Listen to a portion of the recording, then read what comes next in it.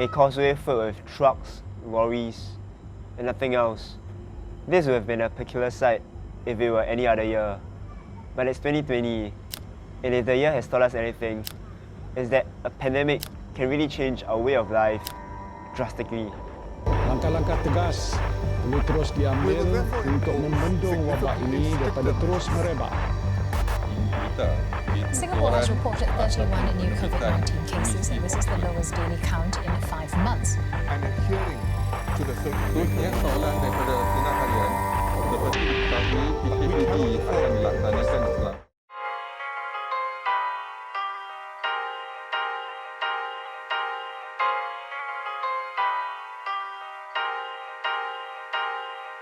As the virus began to spread throughout Malaysia, the Malaysian government declared a movement control order to contain the virus.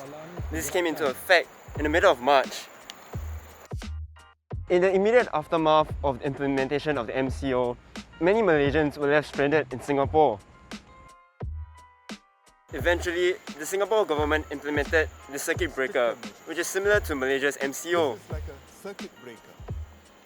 And this kick-started the closure of the border between both countries. The situation has remained the same for most citizens since then, as both governments continue to extend regulatory measures to contain the virus. And with that said, I want to find out, how has the closure of the borders affected Malaysians staying in Singapore? I stay in JB, like my whole family is in JB, so I used to be able to go back like at least once every 2 weeks. But with this closure of border and all that, I can't really do that. And the last time I went home was like, so I went home like last summer break, which is from May to August. Then I came back in like early August. So ever since then I haven't been like home yet. Like even though even after my A levels, I actually work in Singapore. Then after that I prefer to go back to Malaysia, like in and out every day, just because I miss my parents. Yeah, I definitely miss my family a lot. But I guess a good thing is that nowadays we can like video call each other, so it's not so bad in a sense. How often would you say you like stay in contact with your family through technology? I actually call my mom every day. So far we just calling each other by video calling, and which I find like even though we meet through via video call, but it's not effective as much as you looking at each other face to face. So in order to prevent myself from loneliness, right, so I just go out like shopping malls, and I'm trying myself to get out from that zone. I think I got used to it quite well, because I think partly because like my brother is actually here, so technically I'm not like alone in Singapore in a sense. So if anything happens, you can like go to him for help, and yeah, I have like friends around me.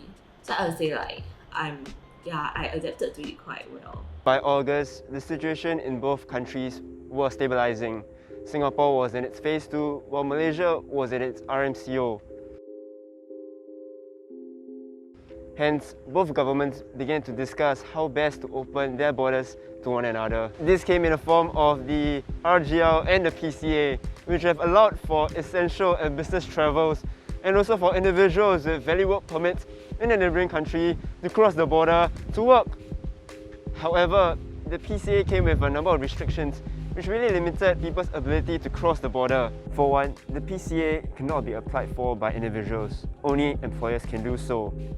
Secondly, for individuals who cross the border to work in a neighbouring country via the PCA, they will have to stay in the country for 90 days.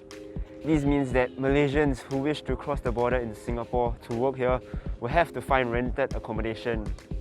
As the demand increased, the prices soared and made it unaffordable for many Malaysians to stay here. It become it's so hard for us to find a house, rent a house. Like for me, when I was serving NS, I actually like stay in hotel for 4 months. Then after that, in the end, my uncle like finally he found a house for me, a rental house. Hence, this made many of them to feel reluctant or unable to cross the border to work here. Beginning in September, the number of cases in various states began to increase again. This included in Kedah, Sabah, Selangor, and the Federal Territory of Kuala Lumpur. This was due to various reasons, including a state election in Sabah. Eventually, the CMCO was reinstated. However, as the situation continued to worsen throughout the year, in the middle of January this year, Malaysia's king declared a state of emergency. This came together with the MCO in many states throughout Malaysia. And I've said before, unprecedented situations call for unprecedented measures. Even as both countries continue to receive vaccines from pharmaceutical companies, and it's still difficult to determine when both borders will open. The pandemic has affected us in many ways. Things that were the norm in the past are now luxuries to many.